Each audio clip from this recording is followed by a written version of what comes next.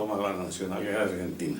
Y en Bolivia empieza a trabajar en un negocio que ha sido muy lucrativo, que es la compra de mineral primero, a los pequeños productores, y luego la compra de minas.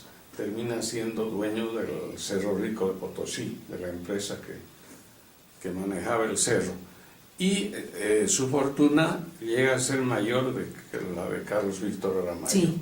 O sea que después de Patiño venía está Hochschild. la fortuna de Hochschild. Es cierto. ¿Tú te ocupas en el libro del secuestro de Hochschild? Sí.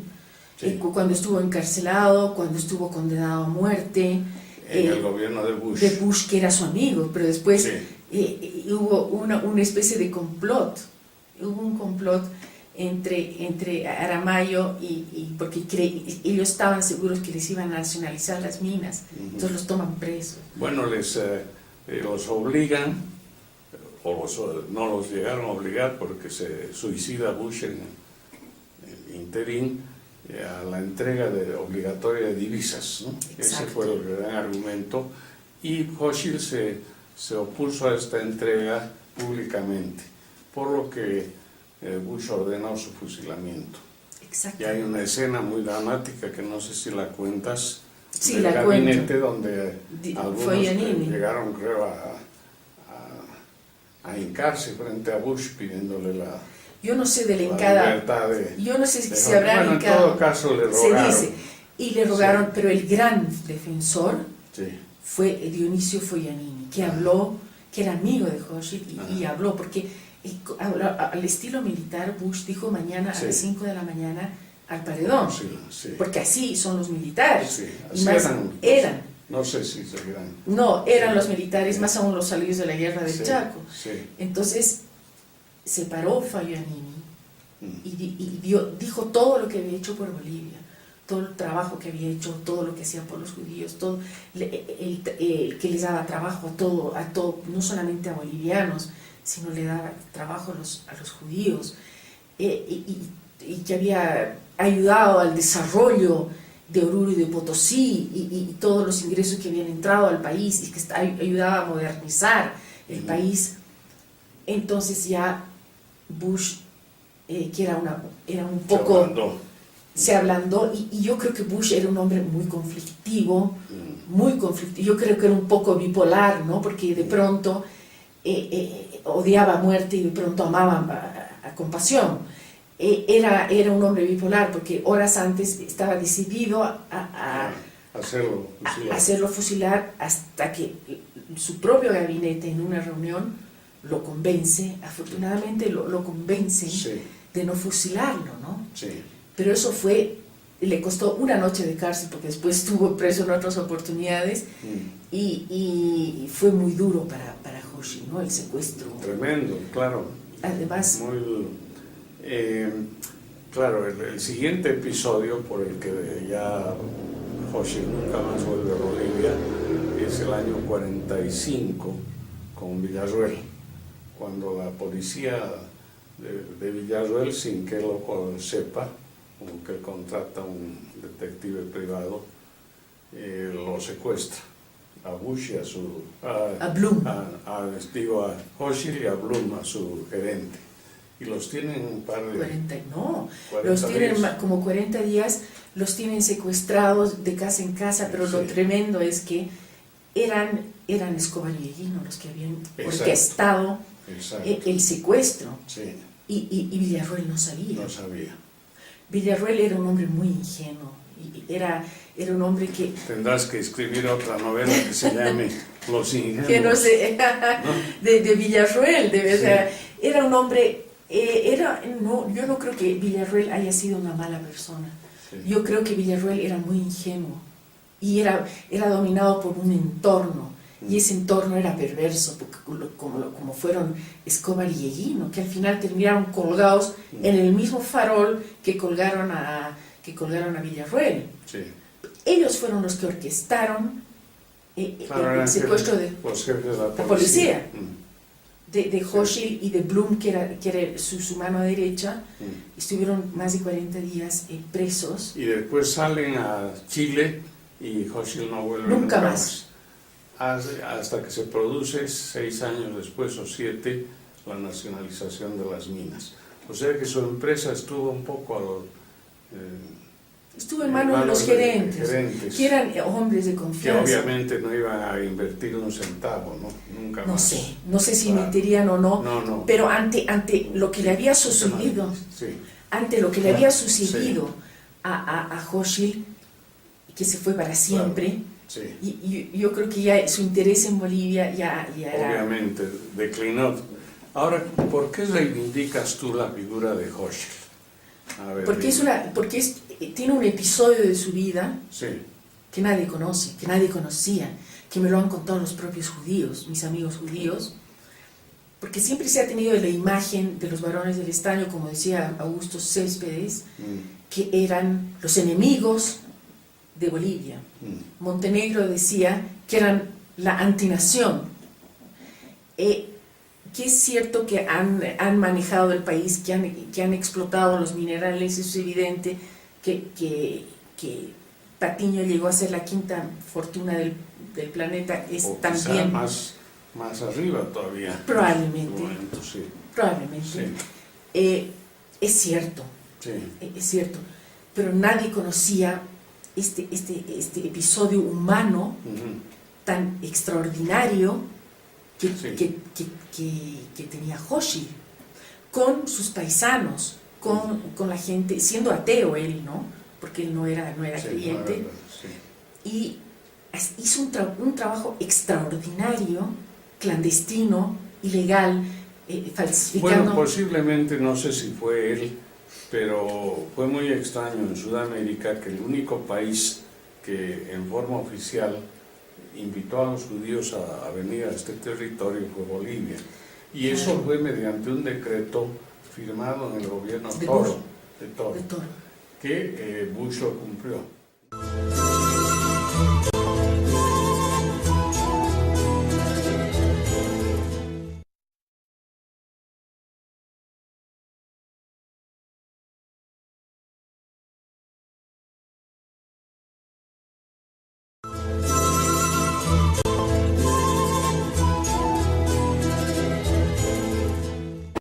Entonces el personaje, Boris, vuelve a La Paz, trabaja en una finca en Miraflores y un día va a Hochschild a visitar la finca y se da cuenta que el que administra la finca es este muchacho y le dice que se vaya a trabajar con él. Bueno, todo esto es ficción. Sí. Hay ciertos personajes reales, Hochschild, Bush y todos los hechos en los que ellos son reales. Pero hay personajes de ficción, o sea, por ejemplo, no puedes quitarle al escritor la creatividad, ¿no es cierto? Claro. Entonces, se van a trabajar juntos y un día le dice, yo estoy desesperado. Hace 4 años estoy en Bolivia y no sé de mi familia. Y me dice, y Hochschild dice, yo tampoco. Yo tengo una oficina en Colonia, lo cual era cierto, y se van los dos. Falsifican, obviamente, un pasaporte para Boris, porque en eso Hochschild era un experto. Compraba todos los pasaportes. Eso es histórico, eso es cierto. Traficaba pasaportes, falsificaba firmas, documentos, sellos. Tenía un contacto en Londres. Eso es cierto, porque me lo han contado los judíos que han venido con los pasaportes, famosos pasaportes de Hochschild. Yeah. Y van a buscar a la familia. Y se encuentran que mejor ya no te cuento para ir, porque ya has leído el libro, para que los lectores... que también ellos...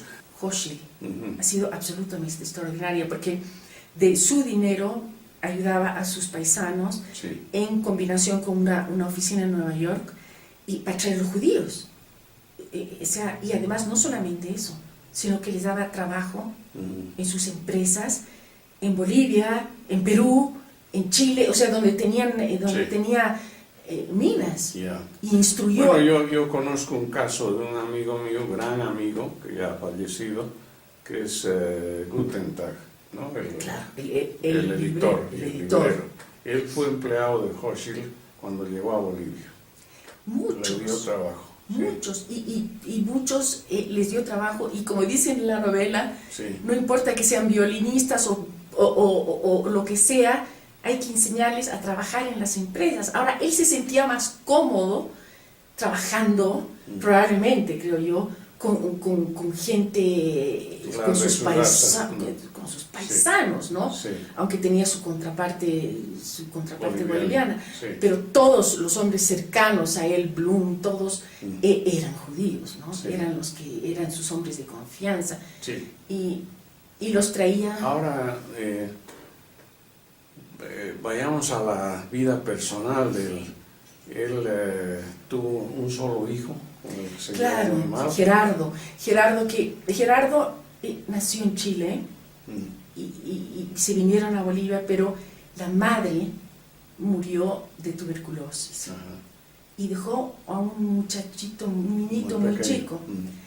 Pero Hochschild era un hombre muy ocupado y ese muchacho quedó en cierta manera en manos de institutrices católicas chilenas. Y no tuvo la relación que él hubiese querido con su hijo. Él no volvió a casarse. Sí, ¿Sí? se vuelve a casar desgraciadamente se enamora de la mujer de un primo de él. Que era empleado suyo también. Que era, entiendo, miembro del grupo. Sí. Y se casa con ella, ¿no? Y fue un drama porque se dividió la empresa, unos tomaron parte por uno, otros tomaron parte por otro. ¿Para qué? Para después divorciarse de la segunda mujer. Ya. No. Ahora se habla mucho de la rosca minera y en los hechos Hochschild no conoció a Patiño. Se conocían, ¿Se conocían? pero no se querían. Pero se conocieron en Europa entonces. No, se conocían incluso, está en el libro, no sé si te acuerdas, que Patiño tenía oficinas en el Waldorf. Exacto. Tenía sus oficinas en el Waldorf Astoria, en Nueva York. Sí. Y Hochschild tenía un departamento, una suite, donde siempre se alojaba y se encontraban, se conocían. Claro que se Porque conocían. era más amigo de Aramayo. Muy amigo. Muy amigo. Muy amigo de Aramayo, Sí. Se entendían muy bien, Sí. inclusive trataron de hacer un negocio juntos, conspiraron juntos, y ahí, claro, se enteró el gobierno y no les cayó nada bien.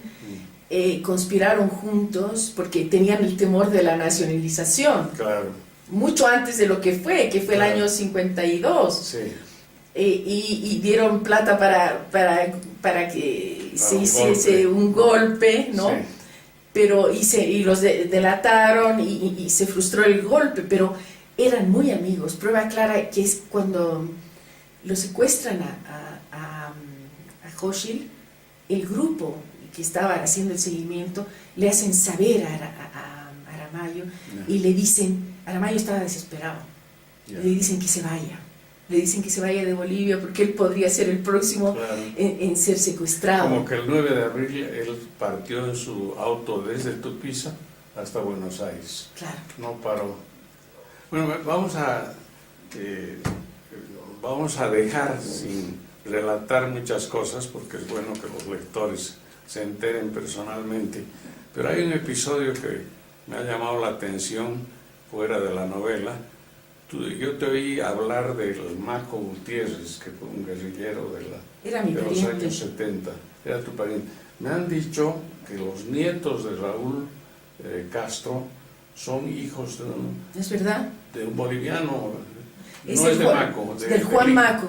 Es verdad, ¿Sí? yo estoy, políticamente mi familia, Sí. los Gutiérrez, están emparentados a la familia de Raúl Castro, porque el hijo del Maco, que fue asesinado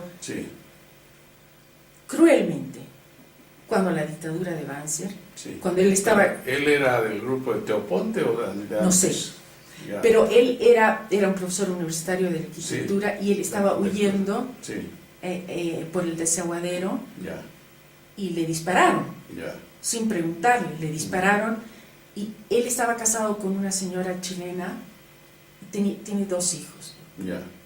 Y Juan Maco se casó, que Juan Maco es primo mío, que no conozco. Y se fue a Cuba.